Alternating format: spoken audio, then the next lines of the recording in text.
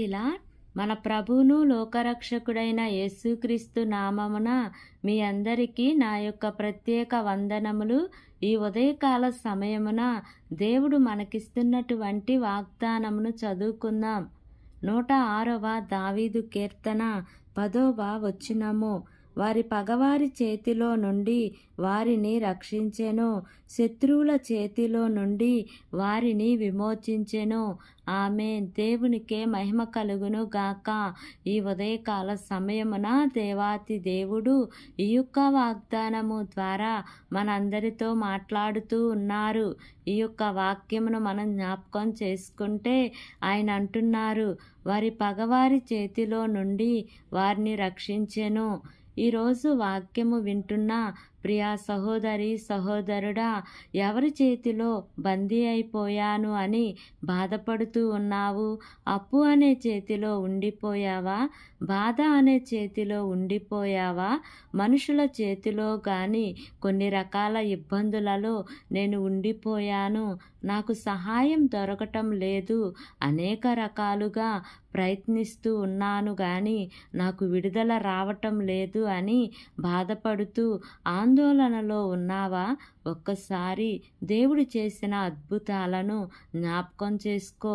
ఆనాడు ఇశ్రాయేలీలు భయంకరమైన బాధతో ఉన్నప్పుడు, ఫరో యొక్క చేతి కింద నలగగొట్టబడుతూ ఉన్నప్పుడు దేవుడు వారిని ఏం చేశారు అంటే అద్భుతంగా వారిని రక్షించారు. ఈరోజు నీవు కూడా ఏ దాసి ఏ కాడి కింద నలగగొట్టబడుతూ ఉన్నావో, నీవు దుఃఖిస్తూ ఉన్నావో, నీవు సజీవుడైన దేవునిని నీ జీవితంలోనికి, నీ హృదయంలోనికి నీవు ఆహ్వానించగలిగితే, ఆయన చిత్తానుసారంగా నీవు జీవించగలిగితే, ఈరోజే దేవుడు నిన్ను గొప్పగా రక్షిస్తారు. శత్రువుల చేతిలో నుండి వారిని విమోచించెను అని అంటున్నారు. శత్రువుల చేతిలో నుండి వారిని విడిపించెను అని అంటున్నారు. ఈ రోజులలో ప్రతి బిడ్డ జీవితంలో చూస్తే ఎన్నో రకాల ఇబ్బందికరమైన పరిస్థితుల గుండా వెళ్తూ ఉన్నారు. ఎందుకు అంటే దేవుని చిత్తాన్ని వెదకకపోవటం వలన కానీ అనేక రకాలుగా బిడ్డలు ఏమైపోతూ ఉన్నారు అంటే ఆ దాస్యతనం కిందకి వెళ్ళిపోతూ ఉన్నారు. శత్రువుల చేతికి దొరికేస్తూ ఉన్నారు. అనేక రకాలుగా శత్రువు వారి మీద దాడి చేస్తూ ఉన్నాడు.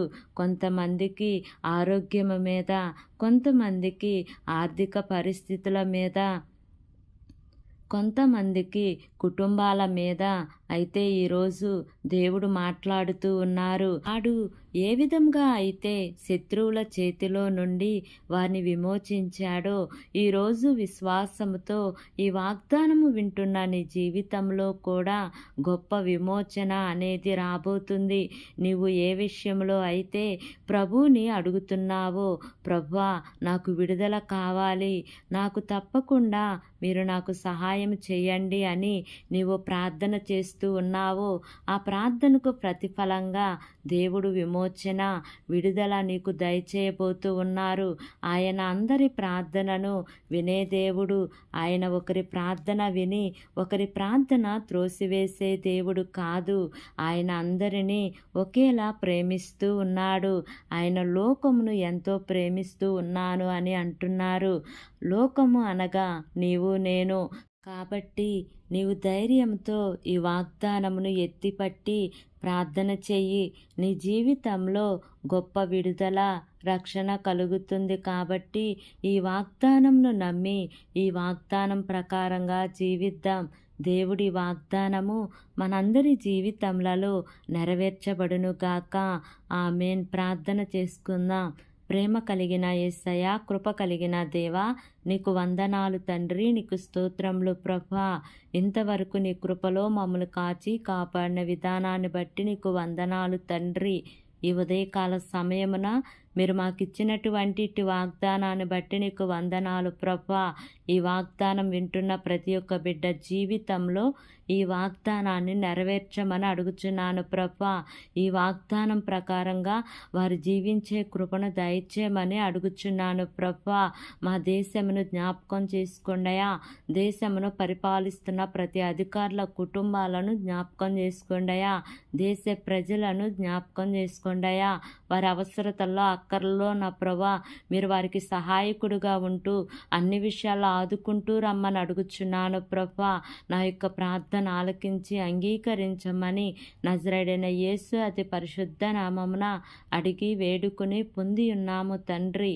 Amen, amen, amen. Praise the Lord. God bless you all.